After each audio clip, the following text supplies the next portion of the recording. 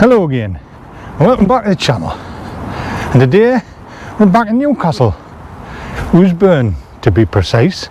So I'll tell you why we're here.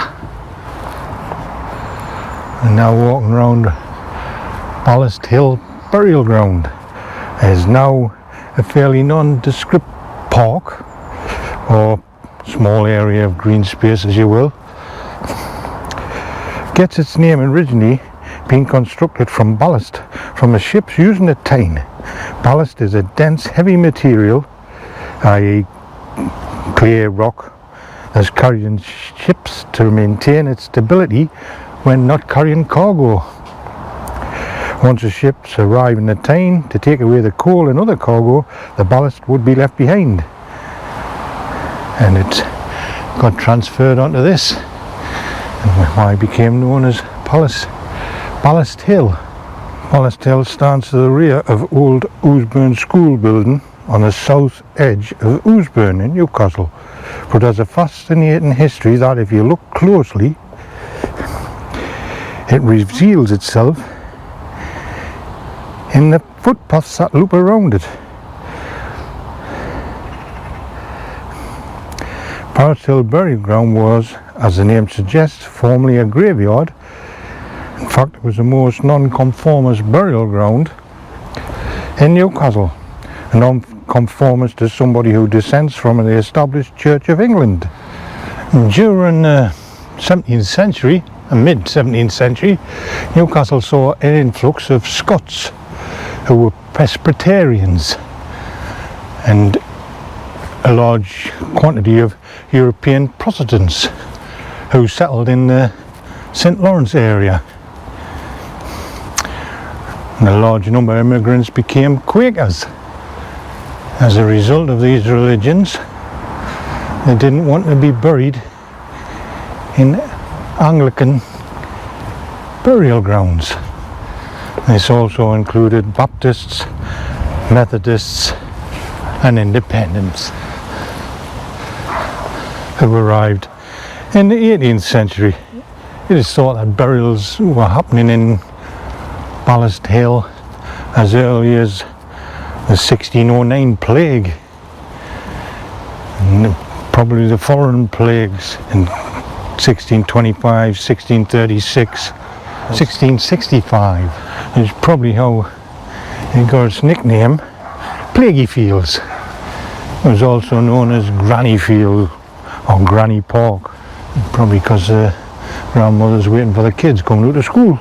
During the years 1818 to 1824, an article in the Newcastle Current states that Ballast Hill had seen more funerals than the rest of Newcastle put together.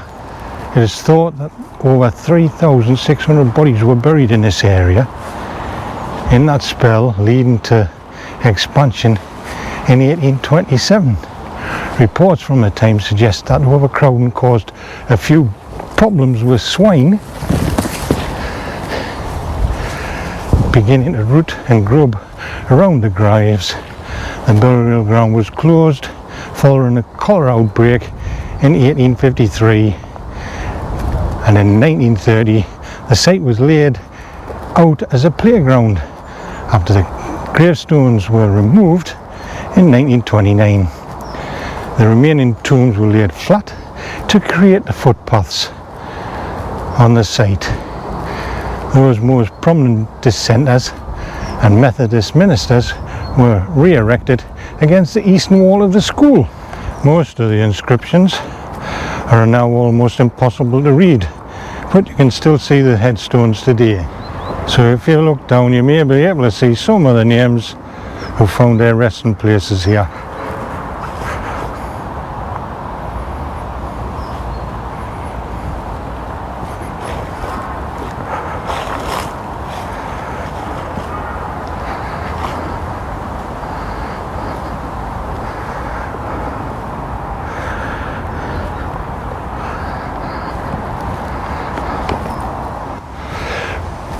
Body snatching became significant in the 19th century in the United Kingdom. Resurrectionists, as they were commonly called, would unlawfully open coffins to pilfer valuables items and take corpses. Despite being illegal and highly criticised, incidents of body snatching persisted, with notable cases documented in Newcastle, particularly in Ballast Hill. An article from the Newcastle Courant, 19th of January 1829, reported the discovery of the remains of Elizabeth Mill, a 7-year-old girl, at a coach office just a day after her burial at Ballast Hills. The article described how the grave had been meticulously resealed, making it impossible to detect the disturbance. The burial clothes were intact, but the coffin lid had been broken. And you see some of the burial stones turning. This one's on Scott.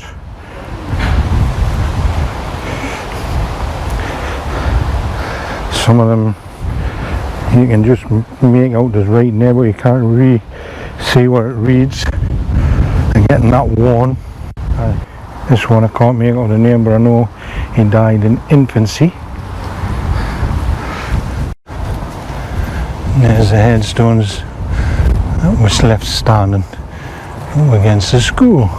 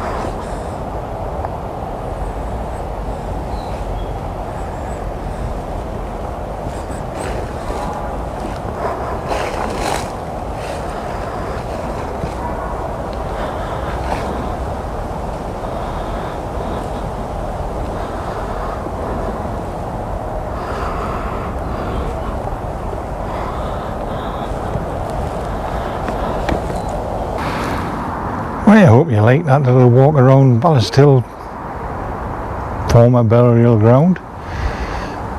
If you like this sort of video, don't forget, give this video the thumbs up, hit the subscribe button